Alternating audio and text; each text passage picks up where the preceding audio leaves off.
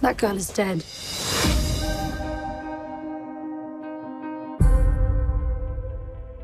Well, I thought it's a joke, actually, because I would have never, ever pictured myself as a German playing Elizabeth I, a British queen. That was just like, I couldn't imagine that.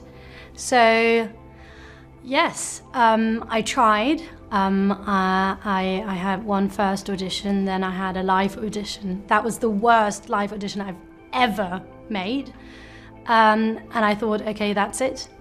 And then I got invited for the test screening, and yeah, and got the part. It was ridiculous. I still sometimes think, okay, when do they realise they got a German instead of a British? But I got a lot of support in preparing the accent and everything. So I hope I'm doing her justice. I was super excited. When I read the script, I thought it was just excellent. The writing was so good. Anya Reiss, our showrunner, she's absolutely amazing. She's like 28 when she wrote it. Just a brilliant brain. And she's from Brixton, which I'm, for people who don't know Brixton, it's a kind of like South London. It's kind of like it's got a bit of an edge to it, and that's her. She's a kind of like, she's fantastic and tough, and so I think that she brings herself to the script in a really brilliant way. It's robust, and it's funny, and it's gritty, and it's really real, and so I just love the writing. And then when I found out that Justin Chadwick was directing it, he's such a brilliant director. I was very excited about the prospect of working with him, and I just loved the character. He was so complex and challenging, so it was just a kind of like, everything in my head was going, this is great, this is great, this is great, I'm very proud of it. I read the script on a train journey, which was always a great way to read a script, and I was completely bowled over by Anya's world that she created. It's really visceral, really punchy, and Catherine just leaps off the page. And it was almost like I was quite tired because I was doing a play, and it was almost like a kind of rolling of eyes. Oh God, I'm going to have to do this because it's so good. There was like an inevitability to it, because I just knew that this was an incredible role, and I just couldn't wait to get my teeth stuck into it. Yeah, I just thought that it was just a really kind of interesting, dangerous world that had been created, and you have this lead character who's kind of getting pulled all over the place and exploited, and figuring out who she is and growing up, and for me, certainly playing Robert Dudley, being the kind of voice of reason in this for her in this world was really exciting for me. I just luckily had an audition. I met Justin. I'd just been in central London and had my phone stolen. I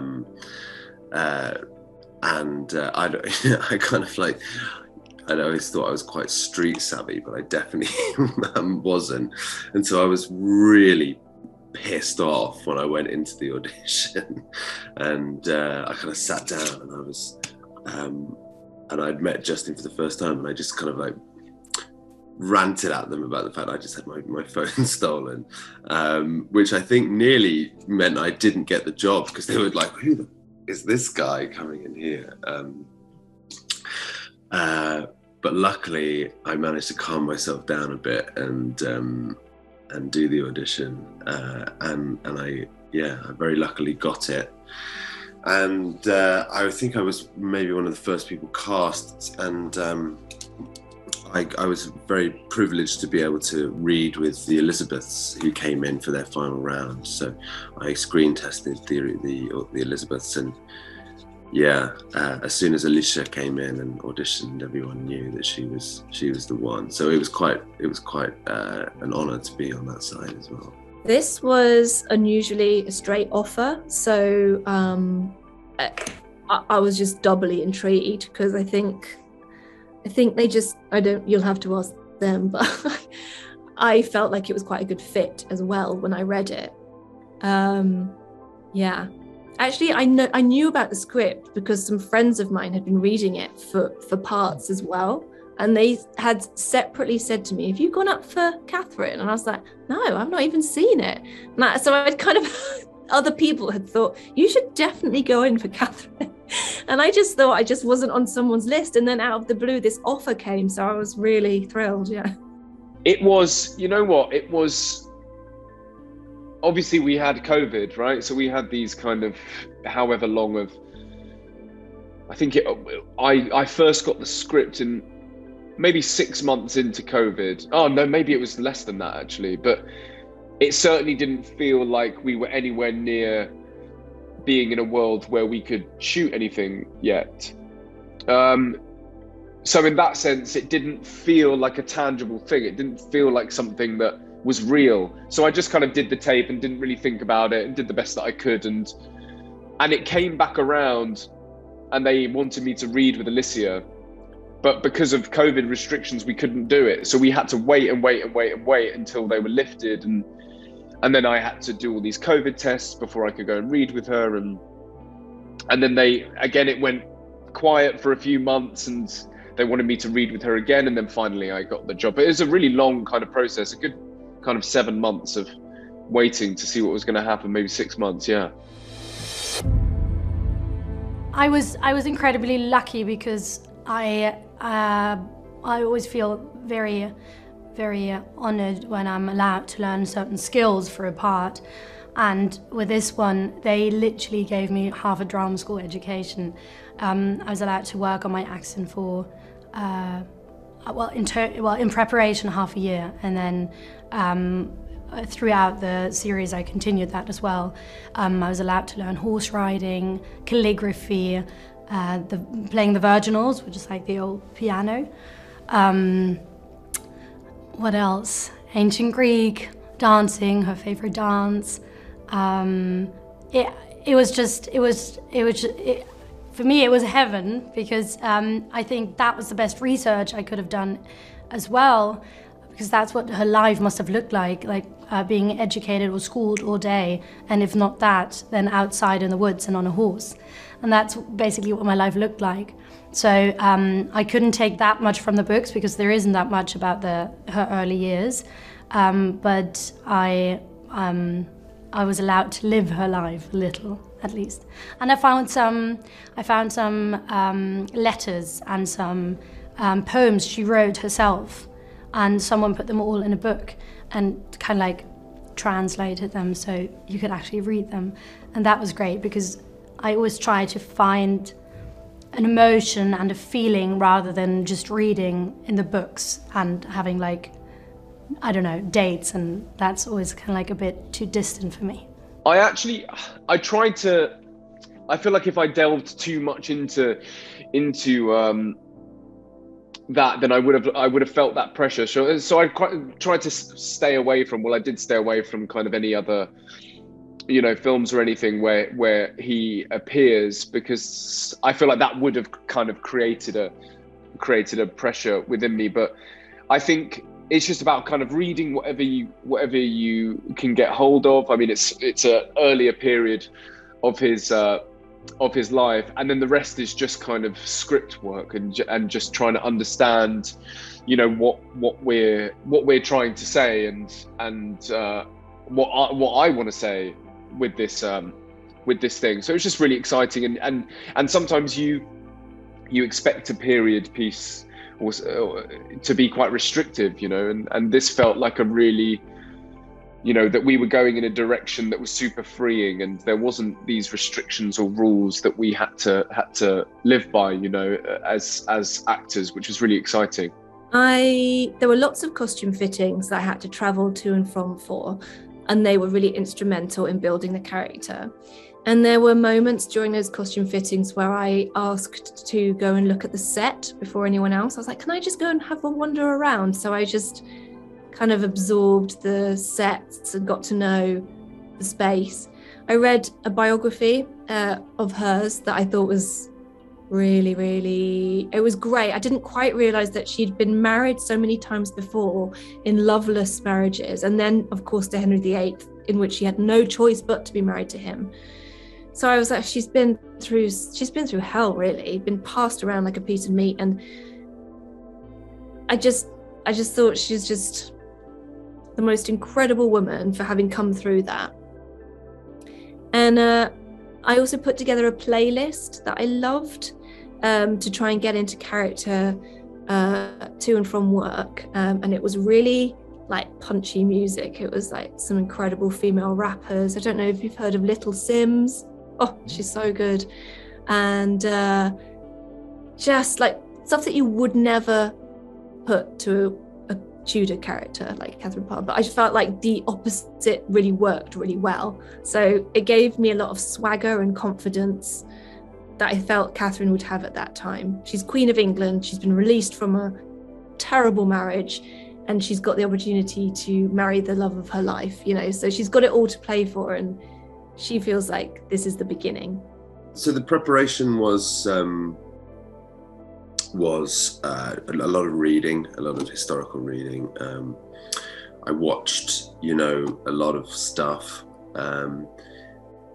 but a lot of, you know, you can do as much research as you want, but actually what's the most important thing is that's what's on the page, and what was Anya's interpretation of this history and these characters, and really kind of like locking in and concentrating on the relationships, and trying to figure out what drives these people. You know, that was always quite tricky for me, because they live in a world in which any wrong step they'll have their head chopped off, and yet so many characters are driven by this thirst for power, and to kind of try and understand the motives of Thomas, you know, who's this kind of out of control, impulsive, instinctual hothead, why he made the choices that he makes, when, you know, if he pushes the boundaries too far, he'll lose his head. And so it was that was a big challenge.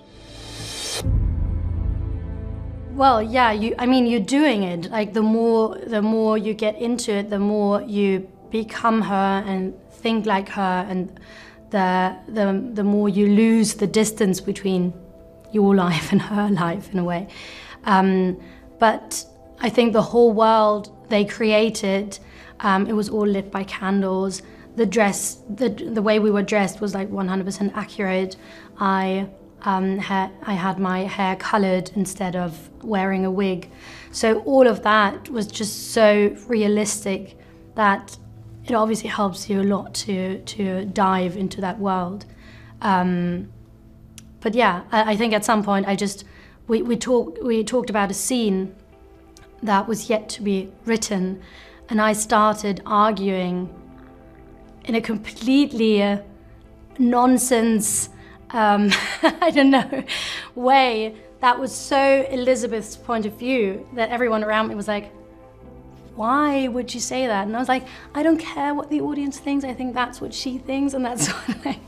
So yeah, you become her, and you start to kind of like think as her. Like you start to completely take on her brain. The first day was actually pretty scary, you know, pretty scary in the sense that having not worked for however long because of COVID, not really kind of put yourself in any position, or you're not even auditioning, or, you know, there were bits and bobs, but nothing can prepare you for like going back to it, and you can't help but go, God, have I forgotten how to do this, or what, you know. So there was a lot of that, but once those first few days were done, it was just really kind of really inspiring to be around a bunch of actors that I just think are amazing. And the locations were incredible. The production design when we were in the studios were incredible. Like, it was really impossible to not love the experience. It was really impossible not to love it. So we all had a really, really brilliant time. It was a dream come true because those locations have so much history steeped into the walls. We were filming in Broughton Castle, and Anya Reiss was there, who's created the show, and she came. It was a night shoot, so everyone's freezing cold, and she came bounding up to me. She said, "Jess, I've just found an inscription in the wall," and it was actually Catherine Parr's inscription, and it said something to the tune of, I will never look back on the past with a smile." And I thought, oh my God, that's such a depressing thing to put in the wall of a castle. But it really showed what a terrible time she'd had of it before Henry died, you know. So I thought that I really wanted to do her justice. And I think the costumes, really, the weight of them, you can't help but feel like a queen in those kind of jewels and the hair and the bonnets. And then just sitting at a banquet table with like about a dozen pigs' heads surrounding you is just, you know, it's just a whole other world that you can quite quickly believe is real and immerse yourself in. It's like being a kid in a candy store. It felt good.